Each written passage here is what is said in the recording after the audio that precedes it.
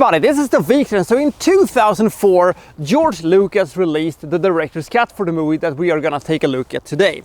Now, he did with this movie essentially what he did with the old Star Wars movies, meaning that he inserted a lot of special effects to make the movie look as the movie he envisioned it to be.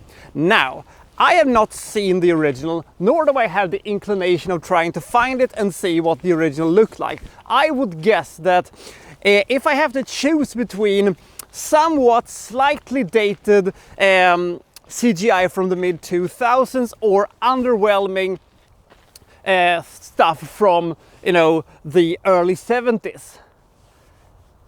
Isn't there some kind of a, happy middle that we could have gotten? I don't know. Anyway, when I saw this movie the first time, it was like 2008, 2009. I loved this movie so much. I was completely blown away by it. And I thought it was one of the greatest dystopian sci-fi movies that I've ever seen. I rewatched this movie a couple of weeks ago in preparations for the review I'm going to do today, and I don't know if I was a little bit too tired, or if I was cranky, or if I was in a bad mood, or if I was wrong in 2008, but I don't think it is as good as when I watched it the last time, but there are still a lot of good things you can say about this movie. What are those things and what is this movie about? That's what we're going to take a look at today. Today we're going to review George Lucas' THX 1138.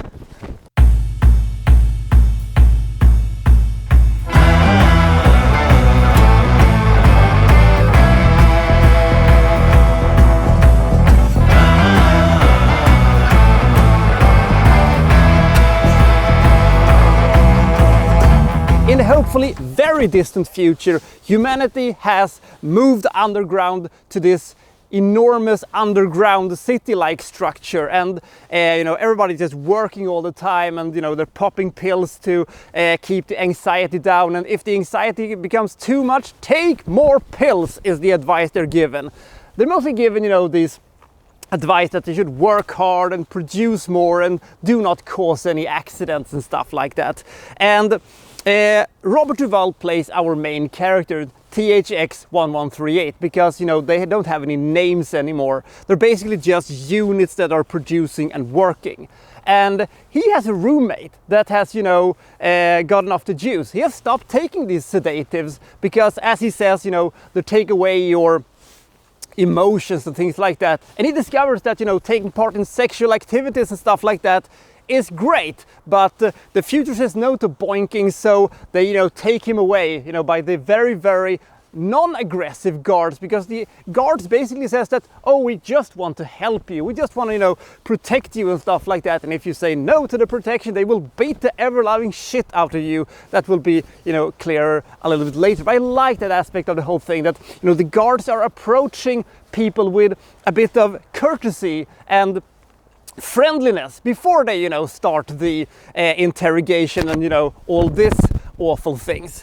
But then we have Donald Pleasence, who wants to sort of become his new roommate, but THX is of course captured by the authorities, but he sort of escapes, and now he's roaming around in this city trying to find answers and trying to find his friend, and maybe finding a way out of this dystopian nightmare. Maybe he can escape to the surface somehow, but what awaits him up there? And is there a way for man to survive there, or is that just a radiation-filled wasteland that has forced mankind to live in this horrible hellhole? Is maybe that why these strange dwellers are coming down from? Is that from the surface, and is that why it is so dangerous? And will he be captured, or will the system fall, or stuff like that? That's what this movie is about. I will say one thing about this movie that is absolutely fantastic, and that is the visual storytelling. This movie looks great. This movie looks amazing. Talking about maybe the greatest Stanley Kubrick movie that Stanley Kubrick never shot or directed. My God, if he could have gotten hold of this script when it came out, he could have turned this into maybe the greatest movie of that man's entire career. considering who we're talking about, that is fucking saying something. But now it is a George Lucas movie, basically his school project that has been elevated with a slightly higher budget, with Francis Ford Coppola as the producer, which may explain why we have big names such as Robert Duvall and Donald Pleasence in this movie. But one thing this movie had working against itself is the following. In the second half of this movie, they kind of split the story a bit, and one of these stories I was very interested in seeing where it was going, but the other one I couldn't have cared less, and now I'm sort of forced to see stuff that I'm not that interested in, and following characters I don't really care what happens to them and stuff like that. Now it's just a bit, why are you doing this? You had a perfectly good story there. Stick to that one, because this movie is only 88 minutes long, making it, of course, a little bit too short to, have a divided narrative, in my opinion.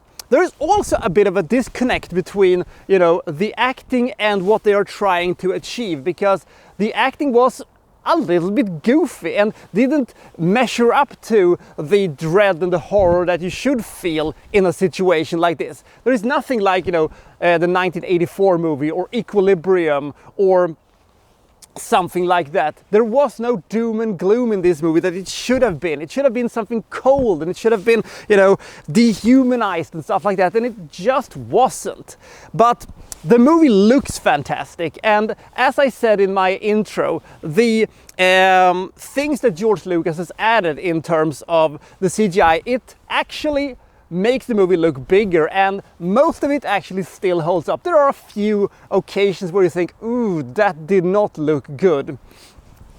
The movie has an interesting structure to itself, and I do appreciate a certain plot point where a certain number is exceeded, in which one thing happens in the end, which when I saw it the first time I thought to myself, wow, that is really cool actually. But it also comes with its own baggage of, if that is the case, then why isn't, so and so and such happens, all the time? It, as Batman Forever stated, it just raises too many questions. Now, should you see this movie? Yes I do, because it is a really good movie. It's just that when I saw it the last time, before I saw it, because of this review, I thought it was one of the greatest movies from the early 70s that has ever been released. Now I just think it is a very good movie that was released in 1971. And there are these sequences in this movie that's absolutely fantastic, and you feel the dread, and you feel the fear, and you feel the horribleness of this society.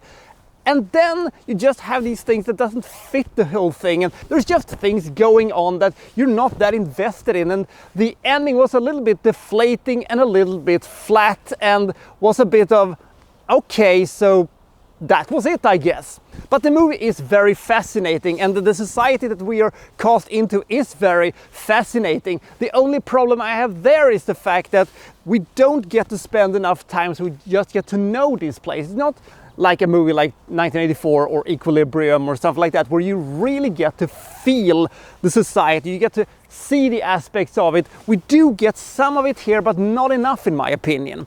But it is a very good dystopian sci-fi movie, and if it could have been a little bit more disheartening, if it could have been a little bit more, dark and dehumanizing, I think it could have been even better. But as it stands right now, it is a very good movie by George Lucas, and just because, in his later years, people have had a certain opinion about him, doesn't mean that he always had that things. There are things in this movie, as I said, that is absolutely fantastic.